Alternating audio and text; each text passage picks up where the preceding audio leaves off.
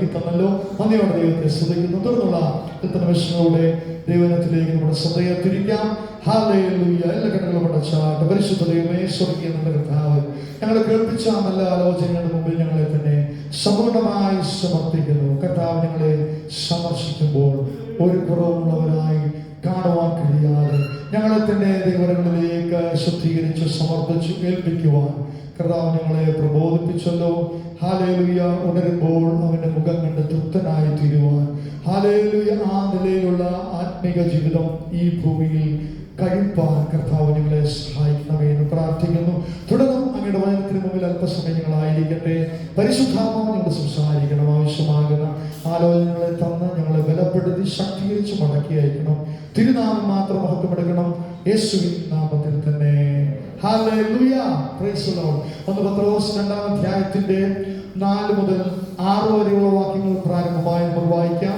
1 പത്രോസ് 2-ാം അധ്യായം 4 മുതൽ 6 വരെ.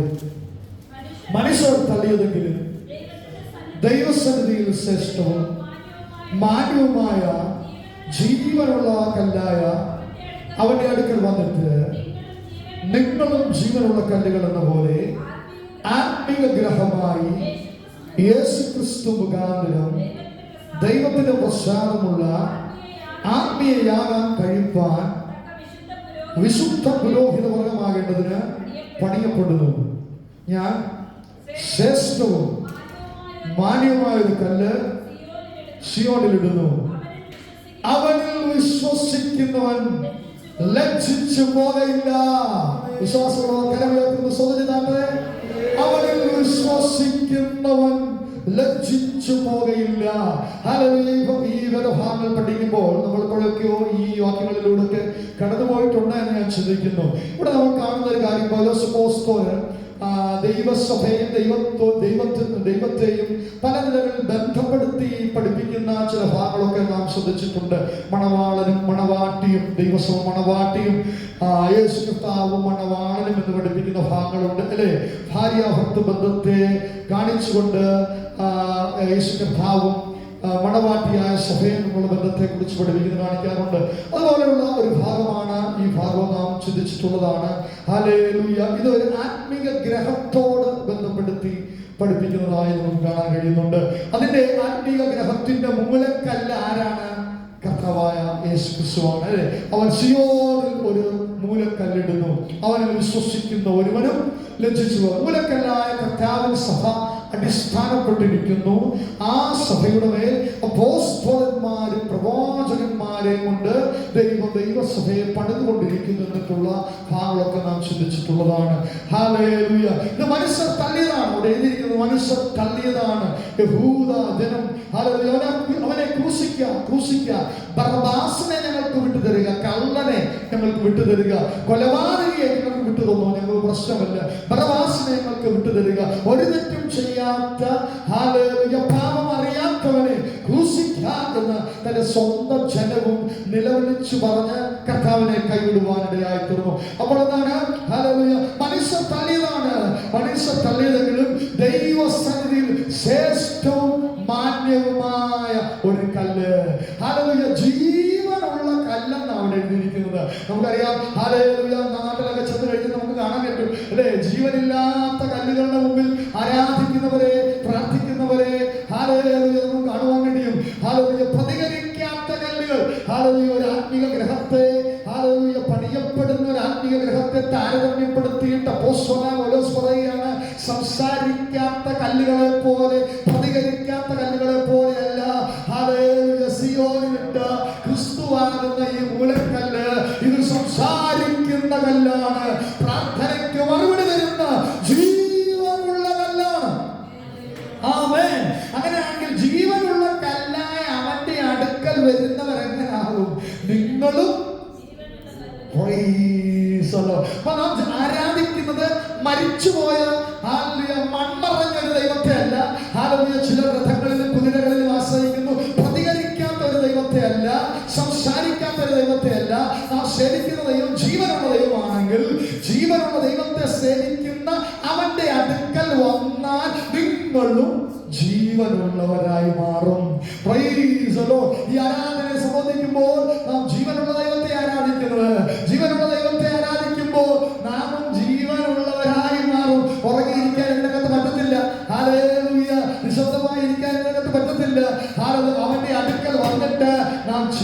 ജീവനുള്ള കല്ലായി മാറും. ഹല്ലേലൂയ. ഒരു ആത്മീക ഗ്രഹത്തോട് മോചിച്ചിരിക്കുകയാണ്. ഹല്ലേലൂയ. പിതൃപുത്ര പരിശുദ്ധാത്മാവാകുന്ന ത്രിയേക ദൈവമാണ് ഈ ആത്മീക ഗ്രഹത്തിന്റെ ഉടമസ്ഥൻ. ഹല്ലേലൂയ. നമ്മളൊരു ആത്മീയ യാഗം കഴിപ്പാൻ പോവുകയാണ്. നാം വിശുദ്ധ പുരോഹിത വർഗമായി മാറിയിരിക്കുന്നു. ദൈവത്തിന് പ്രസാദമുള്ള ഒരു ആത്മീയ യാഗം കഴിപ്പാൻ ജീവനുള്ള ക്രിസ്തുവാകുന്ന കല്ലിനോട് ചേർത്ത് പണിയപ്പെടുന്ന മറ്റ് ജീവനുള്ള കല്ലുകളാണ് നാം. ഹല്ലേലൂയ. അതായത് ഒരു കെട്ടിടം പണിയോട് അപ്പോസ്തലനായ പൗലോസ് ദൈവസഭയെ താരതമ്യപ്പെടുത്തിയിട്ട് പറയുകയാണ്, അതിന്റെ മൂലക്കല്ല്, ആദ്യമിട്ട കല്ല് ക്രിസ്തുവാണെങ്കിൽ അതിനോട് ചേർന്ന് പണിയപ്പെടുന്ന ജീവനുള്ള കല്ലുകളാണ് നാം. സന്തോഷമുള്ള കേട്ടിട്ട് ഹല്ലേലൂയ. വിശുദ്ധ പുരോഹിത വർഗമായി പണിയപ്പെടുകയാണ്. ഹല്ലേലൂയ. ഈ പണി എന്ന് പറയുമ്പോൾ, പണിയപ്പെടുക അല്ലെങ്കിൽ പണി നടക്കുക എന്ന് പറയുമ്പോൾ നിങ്ങളുടെ ഹൃദയത്തിലേക്ക് കടന്നു വരുന്ന ഏതെങ്കിലും പുസ്തകങ്ങളോ വേദഭാഗങ്ങളോ ഉണ്ടോ? പണി നടക്കും, പണി പണി കേൾക്കുമോ? ഉണ്ടോ ഒരു പുസ്തകം? നെഹമ്യാവ് അല്ലേ?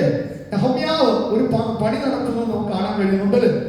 നെഹമ്യാവിനെ കുറിച്ച് ഈ സഭയുടെ സ്റ്റാർട്ടിംഗ് സമയത്തോടെ എൻ്റെ ഭവനത്തിൽ വെച്ച് സൂക്ഷിച്ചായിട്ട് ഞാൻ എൻ്റെ ഓർമ്മയിലുണ്ട്. എങ്കിലും അതിലേക്കൊന്നും പ്രവേശിക്കാതെ ഒന്ന് രണ്ട് ഭാഗങ്ങൾ മാത്രം ധ്യാനിച്ച് നാം ഒരുമിച്ച് കർത്താവിനെ ആരാധിക്കുവാൻ പോവുകയാണ്. നെഹമ്യാവിനെ ദൈവം തെരഞ്ഞെടുത്തത് മതിൽ പണിയുവാനാണ്. മതിൽ തീ വെച്ച് ചുട്ട് കിടക്കപ്പെടുന്നു എന്ന് അറിയുന്ന നെഹമ്യാവ്. നെഹമ്യാവ് ആരായിരുന്നു എന്ന് പറയാം. നെഹമ്യാവ് ആരായിരുന്നു? രാജാവായിരുന്നു. നെഹമ്യാവ് ആരായിരുന്നു? രാജാവായിരുന്നു. കാട്ടത്തി കറക്കുന്നവനായിരുന്നു. നെഹമ്യാവ് രാജാവിന്റെ പാനപാത്രവാഹകനായിരുന്നു. പാനപാത്രവാഹകൻ. രാജാക്കന്മാരൊക്കെ എന്തെങ്കിലും ഭക്ഷിക്കുന്നതിന് മുമ്പ് അവർ ചാടിക്കേറി നമുക്ക് ഭക്ഷണം കിട്ടുമ്പോഴത്തേക്ക് നമ്മൾ ചാടി വീഴുന്നത് പോലെ അവരങ്ങനെ ചാടി വീഴത്തില്ല. അവർ പാനപാത്രവാഹകരെ വിളിച്ച് അവരോട് പറഞ്ഞു, നിങ്ങൾ ആദ്യം കഴിക്കും. ഹല്ലേലൂയ. അതിന്റെ ടേസ്റ്റ് ഒക്കെ മനസ്സിലാക്കുക, നല്ലതാണെന്ന് മനസ്സിലാക്കുക, വിഷമുണ്ടോ എന്ന് മനസ്സിലാക്കുക, ആദ്യമൊക്കെ മനസ്സിലാക്കി അവരെ കൊണ്ട് കഴിപ്പിച്ച് 1 മണിക്കൂർ കഴിഞ്ഞ് അവർക്ക് പ്രശ്നമൊന്നും ഇല്ലെങ്കിലേ രാജാവ് കഴിക്കത്തുള്ളൂ. അപ്പോൾ പാനപാത്രവാഹകനായി ഇരുന്ന മനുഷ്യനെ കർത്താവ് ഒരു ചുമതല ഏൽപ്പിക്കുകയാണ്. ഹല്ലേലൂയ. മതിൽ പണിയുക എന്നൊരു ചുമതല. ഹല്ലേലൂയ. യെരൂശലേമിന്റെ മതിലുകൾ തീ വെച്ച് ചുടപ്പെട്ടിരിക്കുന്ന ഒരു ആലോചന ഹനാനിയിൽ കൂടെ അദ്ദേഹത്തിന് ലഭിക്കുമ്പോൾ ഹല്ലേലൂയ, തന്റെ ദൈവത്തിന്റെ പട്ടണത്തെ കുറിച്ചുള്ള എരിവ് അദ്ദേഹത്തിന് ഉണ്ടായപ്പോൾ അദ്ദേഹം കരഞ്ഞു എന്ന് എഴുതിയിരിക്കുകയാണ്. കരഞ്ഞ താൻ രാജാവിനോട് സംസാരിച്ച് അതിനുള്ള ക്രമീകരണങ്ങൾ യാത്രയ്ക്കായി ചെയ്ത് പുറപ്പെടുന്ന നെഹമ്യാവിനെ നമുക്ക് ആദ്യ ഭാഗങ്ങൾ കാണാൻ കഴിയുന്നുണ്ട്. എന്നാൽ നെഹമ്യാവിന്റെ പുസ്തകം 2-ാം അധ്യായത്തിലേക്ക് വരുമ്പോൾ നെഹമ്യാവ് തന്നെ ഒരു പദം പറയും നമുക്ക് കാണാൻ കഴിയും. ഹല്ലേലൂയ. ഹല്ലേലൂയ. കർത്താവിന്റെ ദാസന്മാരായ ഞങ്ങൾ എഴുന്നേറ്റ് പണിയും. ആകയാൽ ഹല്ലേലൂയ, അഭിഷിക്തരായ ഞങ്ങൾ എഴുന്നേറ്റ് പണിയും. കാര്യം എന്താണ്? സ്വർഗ്ഗത്തിലെ ദൈവം ഞങ്ങൾക്ക് കാര്യം സാധിപ്പിച്ചു തരും. ആകയാൽ അവന്റെ ദാസന്മാരായ ഞങ്ങൾ. അപ്പോൾ ദൈവം കാര്യം സാധിപ്പിച്ചു തന്നാൽ, ദൈവം കാര്യങ്ങൾ ക്രമീകരിച്ചു കഴിഞ്ഞാൽ എനിക്ക് പണി ചെയ്യാൻ എളുപ്പമാണെന്നാണ് നെഹമ്യാവ് അവിടെ 2-ാം അധ്യായത്തിൽ പ്രതിവചിക്കുന്നത്. എന്നാൽ 4-ാം അധ്യായത്തിലേക്ക് കടന്നു വരുമ്പോൾ 2-ാം അധ്യായത്തിൽ ആത്മരോഷത്തോടെ അല്ലെങ്കിൽ അഭിഷേകത്തോടെ സംസാരിച്ച നെഹമ്യാവിന്റെ മുമ്പിൽ പെട്ടെന്ന് പണി നടത്താനുള്ള ക്രമീകരണങ്ങളല്ല ഉണ്ടായത്. പ്രതിസന്ധികൾ കടന്നു വരുവാനിടയായിത്തീർന്നു. 4-ാം അധ്യായം മുതൽ ചില പ്രതിസന്ധികൾ അദ്ദേഹത്തിന് അനുഭവിക്കാനിടയായിത്തീർന്നു. എല്ലാം ചിന്തിക്കാൻ സമയമില്ല. 1-2 പ്രതിസന്ധികളെ കുറിച്ച് നാം ചിന്തിച്ച് നാം ആരാധിക്കുവാൻ പോവുകയാണ്. ആത്മീയ ജീവിതത്തോട് ബന്ധപ്പെടുത്തിയാണ് നെഹമ്യാവിന്റെ പുസ്തകത്തിൽ നിന്നും അവിടെയും പണി നടക്കുന്നു. പത്രോസിന്റെ ലേഖനത്തിലും പണിയെക്കുറിച്ച്, ആത്മീയ ഗ്രഹത്തെ കുറിച്ച് സംസാരിക്കുന്നു. സഭയാകുന്ന ദൈവത്തിന്റെ ആലയത്തിന്റെ പണിയെ കുറിച്ചുള്ള സംസാരിക്കുന്നു. നാം ദൈവസഭയുടെ പണിയിൽപ്പെട്ടവരാണ്, അല്ലെങ്കിൽ ദൈവസഭയുടെ ഭാഗമാണ്. അപ്പോൾ ദൈവസഭ പടുത്തുയർത്തപ്പെടുമ്പോൾ, നമ്മുടെ ആത്മീയ ഗ്രഹം പണിയപ്പെടുമ്പോൾ, വ്യക്തിപരമായ ദൈവത്തോടുള്ള ബന്ധത്തിൽ പണിയപ്പെടുമ്പോൾ പ്രതിസന്ധികൾ ഉണ്ടാകാൻ സാധ്യതയുണ്ട്.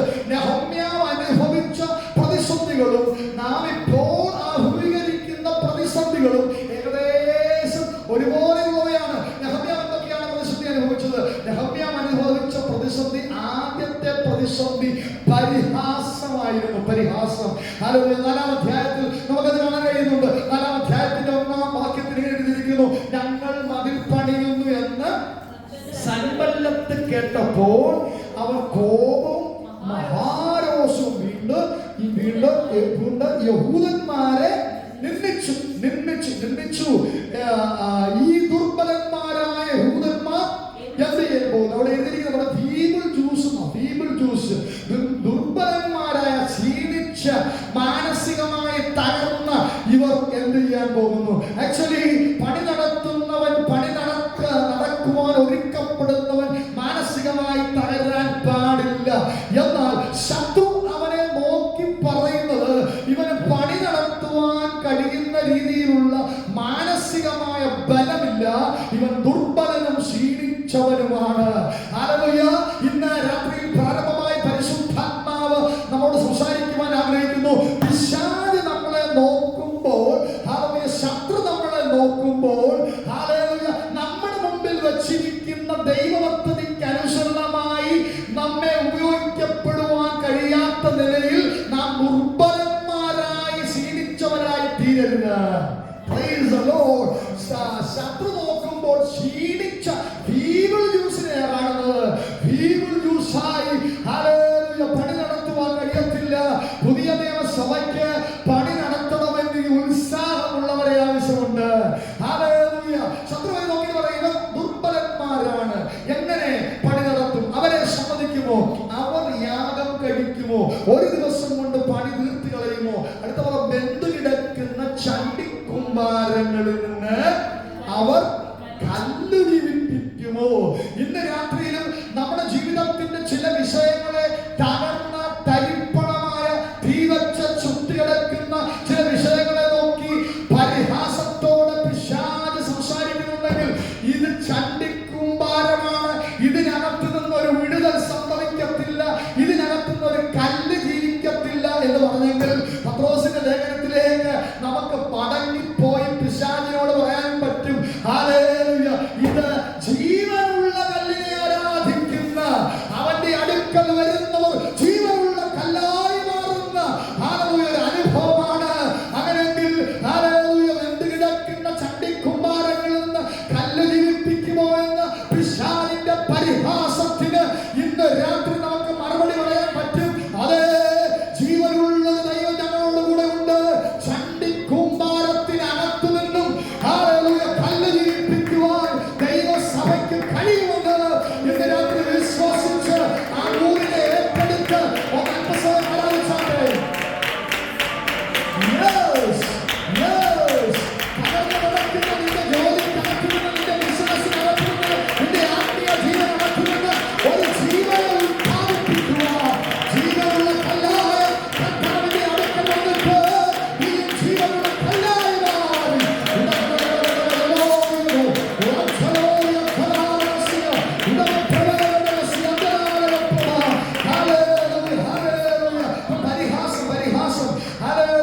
ദൈവത്തോട് ബന്ധപ്പെടുത്തി ദൈവത്തോടുള്ള ബന്ധത്തിൽ ജീവിക്കുന്നവനെ ഹല്ലേലൂയ ശത്രു ഹല്ലേലൂയ നിസാരനാക്കി കളയുവാൻ അല്ലെങ്കിൽ താഴേക്ക് വലിച്ചിടുവാൻ അവൻ ശ്രമിക്കുന്ന ആദ്യത്തെ രീതി പരിഹാസമാണ്. ആരാധിക്കുന്നവരെതിരെ പരിഹാസം, പ്രാർത്ഥിക്കുന്നവരെതിരെ പരിഹാസം, ഹല്ലേലൂയ ദൈവാത്മാവിൽ നിറയുന്നവരെതിരെ പരിഹാസം. ഹല്ലേലൂയ പരിഹാസത്തിൽ കൂടെ ഹല്ലേലൂയ പണിയെ തടസ്സപ്പെടുത്തുക, പരിഹാസത്തിൽ കൂടെ നമ്മളെ നിരുത്സാഹപ്പെടുത്തുക, പരിഹാസത്തിൽ കൂടെ ആത്മീകമായി മുന്നേറുവാൻ അനുവദിക്കാതെ തടസ്സപ്പെടുത്തുക. അത് ശത്രുവിന്റെ ഒരു പദ്ധതിയാകുന്നു. ഹല്ലേലൂയ. നമുക്കറിയാം ഏലാത്താഴ്വരയിൽ വന്ന മനുഷ്യനെ കുറിച്ച് നമുക്കറിയാം. ഏലാത്താഴ്വരയിൽ വന്ന മനുഷ്യനാരാ? ഏലാത്താഴ്വരയിൽ വന്ന മനുഷ്യനാരാ? കുഞ്ഞുങ്ങൾ പറ. ഏലാത്താഴ്വരയിൽ 2-3 പേര് വന്നായിരുന്നു. ഏലാത്താഴ്വര കേട്ടിട്ടില്ലേ? ഏലാത്താഴ്വരയിൽ വന്നത് ശൗലും പടജനവും ഏലാത്താഴ്വരയിൽ വന്നു അല്ലേ? 40 രാവും 40 പകലും ഹല്ലേലൂയ വലിയ സൈന്യമുണ്ട്, പടജനമുണ്ട്, പടച്ചട്ടയുണ്ട്, വാളും കുന്തമുണ്ട്. പക്ഷെ പ്രതികരിക്കാൻ കഴിയാതെ ഫാസ്റ്റിംഗിലായി പോയി. ഹല്ലേലൂയ 40 ദിവസം ശബ്ദിക്കാൻ കഴിയാതിരുന്നപ്പോൾ ഹല്ലേലൂയ ഏലാത്താഴ്വരയിലേക്ക് ഒരു ചെറിയ ബാലകനെ ദൈവം പറഞ്ഞു വിടുകയാണ്. ഹല്ലേലൂയ. എന്നും കാട്ടിൽ കിടന്ന ഒരു മനുഷ്യനോട് അവന്റെ പിതാമഹൻ ഒരിക്കലും പറയാത്തതുപോലെ ഒരു പദം പറയുകയാണ്. ദൈവത്തിന്റെ സമയമായപ്പോൾ അതുവരെ അവൻ നാട്ടിൽ പോയിരുന്നു, അതുവരെ അവൻ കാട്ടിൽ ആരാധിച്ചിരുന്നു, മൃഗങ്ങളോട് യുദ്ധം ചെയ്തിരുന്നു, തപ്പും കിണറും ഒക്കെ എടുത്ത് ദൈവത്തെ വാഴ്ത്തിയിരുന്നു. പക്ഷെ അതുവരെ കേൾക്കാത്തൊരു ശബ്ദം തന്റെ പിതാവിന്റെ അടുക്കൽ നിന്ന് വരിക. ഇന്ന് പോകണ്ട, ഇന്ന് നീ ആടിനെ മേയ്ക്കണ്ട, ഇന്ന് നീ പടക്കളത്തിലേക്ക് പോവുക. നിന്റെ സഹോദരന്മാർക്ക് ഭക്ഷണം കൊടുക്കേണ്ടതിനായി പോവുക. ദൈവത്തിന്റെ സമയമാകുമ്പോൾ എന്നും നടക്കുന്ന അനുഭവങ്ങൾ വ്യത്യസ്തമായി ചില കാര്യങ്ങൾ സംഭവിക്കാനിടയായി തീരും. അതാണ് ദാവീദിന്റെ ജീവിതത്തിൽ സംഭവിച്ചത്. അവൻ ഏലാം താഴ്വരയിലേക്ക് പോയി. ഏലാം താഴ്വരയിലേക്ക് പോയപ്പോൾ എന്താ സംഭവിച്ചത്? അവിടെ അവൻ യുദ്ധം ചെയ്യാനായി പോയതല്ല, അവൻ ഭക്ഷണം കൊടുക്കാൻ വേണ്ടി പോയതാണ്. അവനെ കണ്ട മാത്രമേ തന്നെ അവന്റെ സഹോദരന്മാർ വന്ന് പറയുന്ന കാര്യമുണ്ട്, നിന്നെ പ്രതീക്ഷിക്കുന്ന സ്ഥലത്തല്ല ഇപ്പോൾ നിന്നെ കണ്ടത്, നീ ആരുടേനാ, ആരുടെ വഹിക്കേണ്ട സമയമായത്. നീ എന്തിനിവിടെ വന്നു, നീ പടക്കളത്തിൽ വന്നു, എന്തിനു വന്നു എന്നൊരു ചോദ്യം അവനോട് ചോദിക്കുന്നത് കാണാൻ കഴിയുന്നുണ്ട്. എന്നാൽ ഒരു കാര്യം നമുക്ക് ശ്രദ്ധിക്കാം. ദാവീദിനെ യുദ്ധം ചെയ്യാൻ പ്രേരിപ്പിച്ചത് ശൗലോ, യുദ്ധം ചെയ്യാൻ പ്രേരിപ്പിച്ചത് തന്റെ സഹോദരന്മാരോ അല്ല. ദാവീദിനെ യുദ്ധം ചെയ്യാൻ പ്രേരിപ്പിച്ചത് എന്താ? പറയാമോ?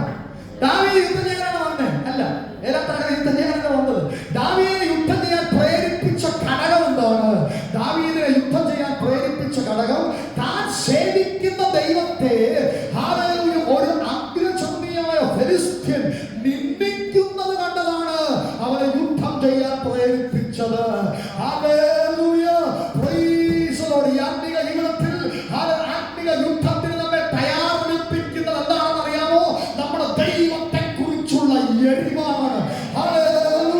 സൈന്യങ്ങളുടെ യഹോവയെ നിന്ദിക്കുന്ന അഗ്രചർമ്മിയായ ഈ ഫെലിസ്ത്യൻ ആരെന്നുള്ള ചോദ്യമാണ് അവനെ യുദ്ധത്തിലേക്ക് നടത്തിയത്.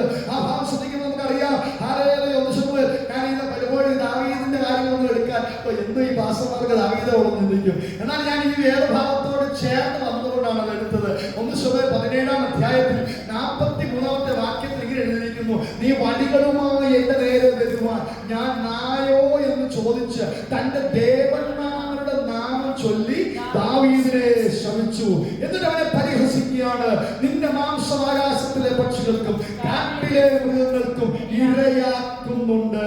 എന്നാൽ അതിന്റെ മറുപടി ദാവീദ് പറയുന്നു, നീ വാളും കുന്തവും വേരുമായി എന്റെ നേരെ വരുന്നു, ഞാനോ നീ നിന്ദിച്ചിട്ടുള്ള ഇസ്രായേൽ നിരകളുടെ ദൈവമായ സൈന്യങ്ങളുടെ യഹോവയുടെ നാമത്തിൽ നിന്റെ നേരെ വരുന്നു. ശമൂവേലേ, നിന്റെ പടച്ചൊണ്ട എനിക്ക് ആവശ്യമില്ല, നിന്റെ വാൾ എനിക്ക് ആവശ്യമില്ല, എന്റെ കൂടെ നിൽക്കുന്ന ഒരു നാമമുണ്ട്, അത് സൈന്യങ്ങളുടെ യഹോവയുടെ നാമമാണ്. എത്ര വിശ്വസിക്കുന്നുണ്ട്? വിശ്വസിക്കുന്നുണ്ട്? മാനസികമായ യാതൊരു ക്രമീകരണങ്ങളും ഇന്ന് രാത്രി നിനക്ക് അവകാശമായില്ലെങ്കിലും ഒരു നാമം നിന്റെ അകത്തുണ്ടെങ്കിൽ സൈന്യങ്ങളുടെ യഹോവയുടെ നാമം അത് നിന്റെ അകത്തുണ്ടെങ്കിൽ വിശ്വസിക്കുന്നുണ്ട്.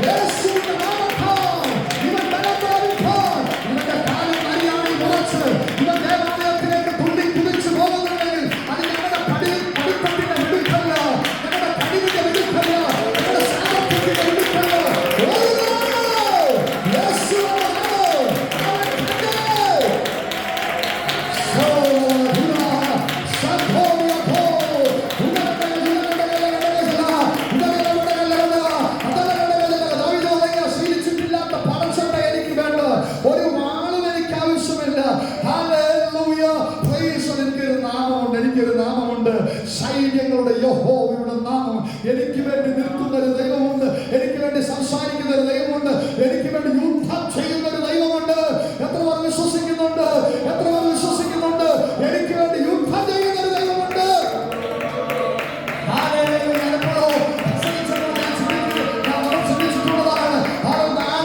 ശേഷം മഹാപുരോഹിതനെ കാണുമ്പോൾ ഒരു കയ്യിൽ ഒന്നുമില്ലാതെ, വാളോ പരിചയോ കുന്തമോ ഒന്നുമില്ലാതെ അനാഥനെ പോലെ ദാവീദായി തീർന്നിട്ട് മഹാപുരോഹിതനെ കാണുമ്പോൾ അദ്ദേഹം ചോദിക്കുന്ന ഒരു കാര്യമുണ്ട്, ഇവിടെ എന്തുണ്ട്? ഇവിടെ എന്തുണ്ട്?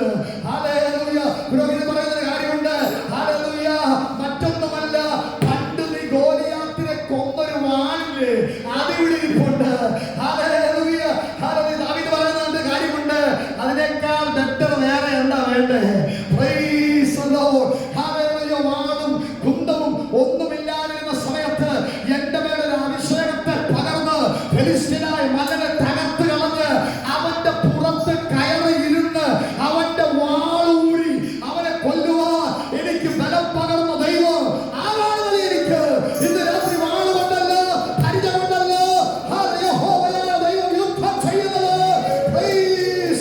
നിനക്ക് വേണ്ടി ഇറങ്ങി വരുന്ന ഒരു ദൈവം. Praise the Lord. Hallelujah. വെളിപ്പാട് പുസ്തകത്തിലേക്ക് നമുക്ക് വരാം. വെളിപ്പാട് പുസ്തകത്തിന്റെ 1-2 വാക്യങ്ങളോട് ധ്യാനിച്ച് നമ്മൾ ഒരുമിച്ച് കർത്താവിനെ ആരാധിക്കുവാൻ പോവുകയാണ്. വെളിപ്പാട് 3-7, 8, 9 വാക്യങ്ങൾ. ഫിലദൽഫിയ സഭയുടെ ദൂതൻ എഴുതുക, വിശുദ്ധനും സത്യവാനും ദാവീദിന്റെ താക്കോലുള്ളവനും. Praise the Lord. നമ്മുടെ ദൈവം ആരാണെന്നറിയാമോ? ദാവീദിന്റെ താക്കോലുള്ളവനാ. ദാവീദിന്റെ താക്കോലിന്റെ പ്രത്യേകത താഴെ എഴുതിയിട്ടുണ്ട്. എന്താണ്?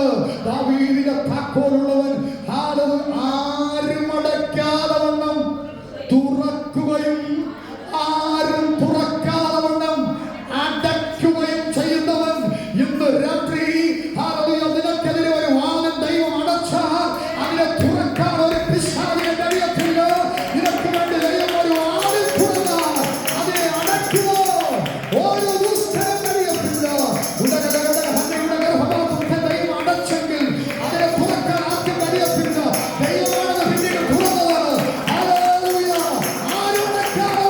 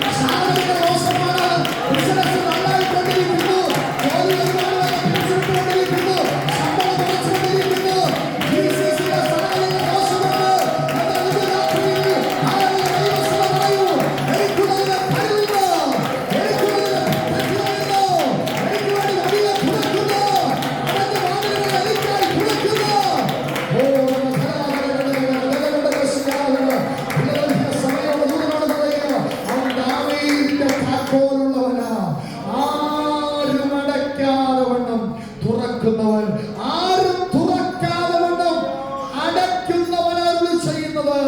ഞാൻ നിന്റെ പ്രവൃത്തി അറിയുന്നു. ഇതാ ഞാൻ നിന്റെ മുമ്പിൽ ഒരു വാതിൽ തുറന്നു വച്ചിരിക്കുന്നു, അതാർക്കും അടച്ചുകൂടാ.